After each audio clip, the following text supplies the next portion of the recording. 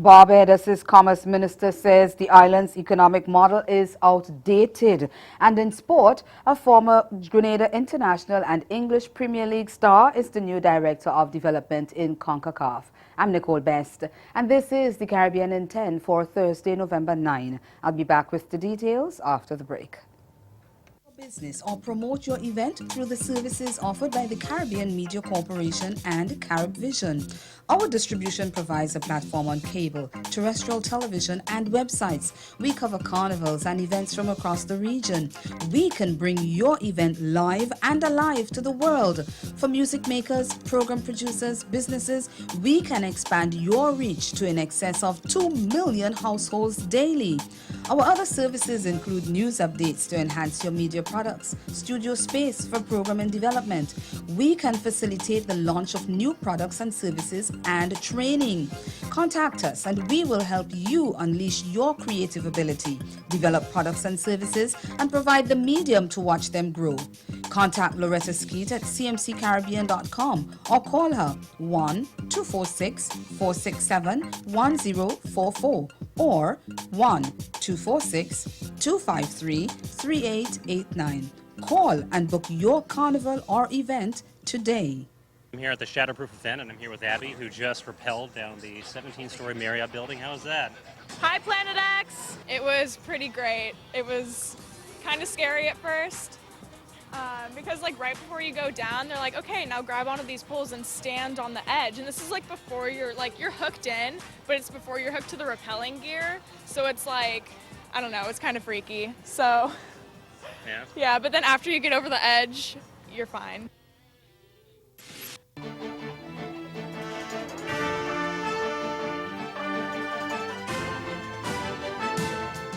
Industry Minister Donville Innes says though Barbados' economic model has served the country well in the past, it is now outdated. Innes was addressing the student conference of the Institute of Chartered Accountants of Barbados on Wednesday.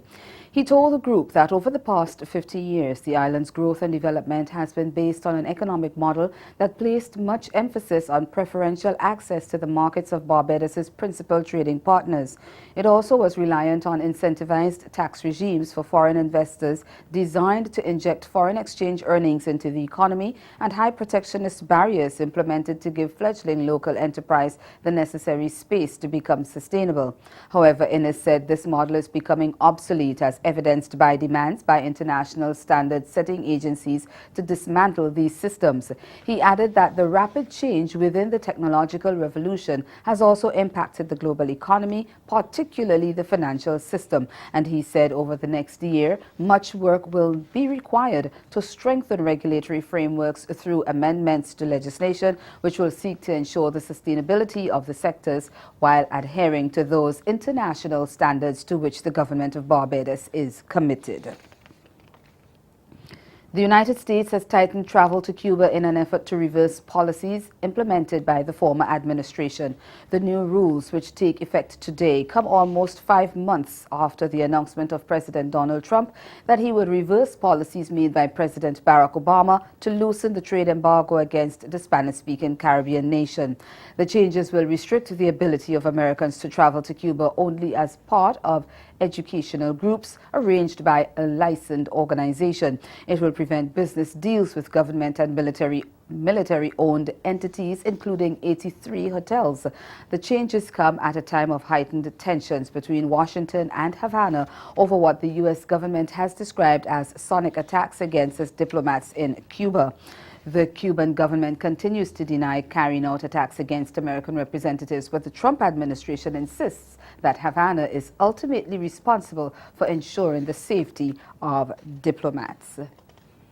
Over in Guyana, leader of the opposition People's Progressive Party, Barrett Jagdeo, has declared that the party does not respect President David Granger.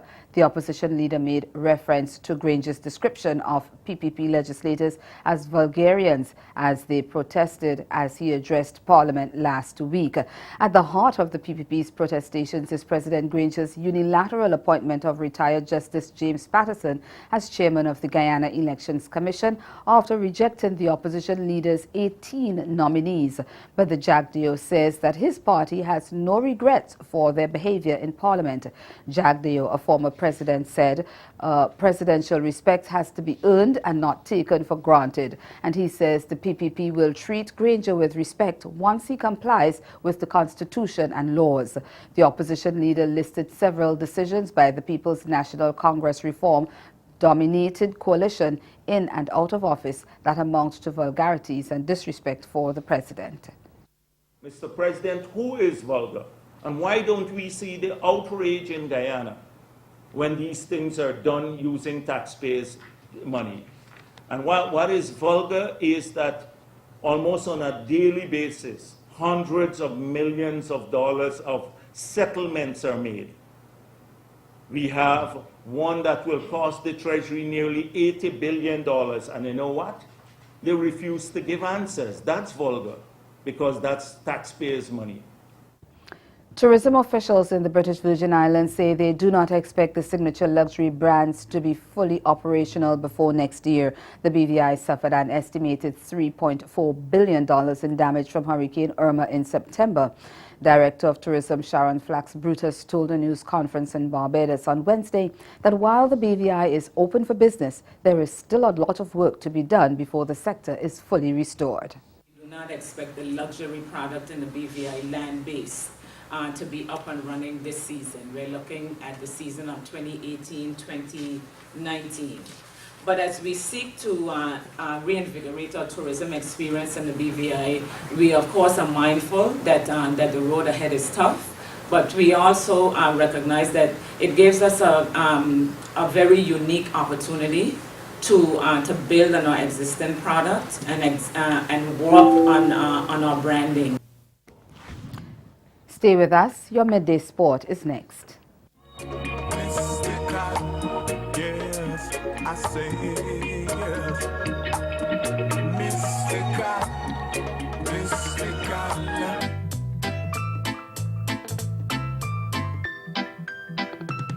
It's getting harder to get across the border. Now memories don't leave like people do. They always find a way to stay with you.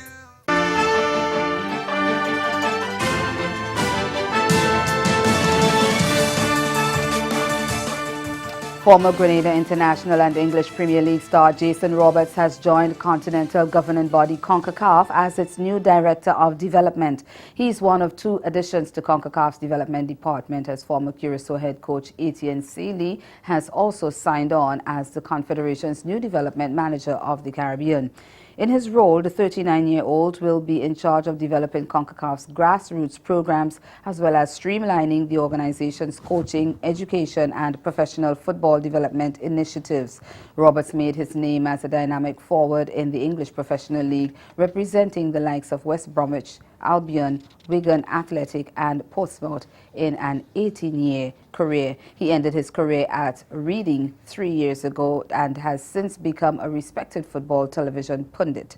Roberts is a graduate of the UEFA MIP executive course and member of the FIFA Players Status Committee.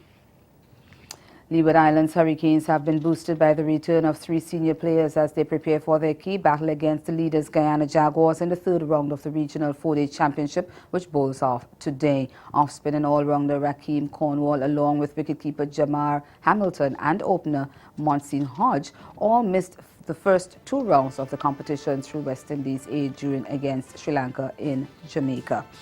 And that's the Caribbean in 10. Join us at 6:30 for Caribbean Newsline. Have yourselves a good afternoon.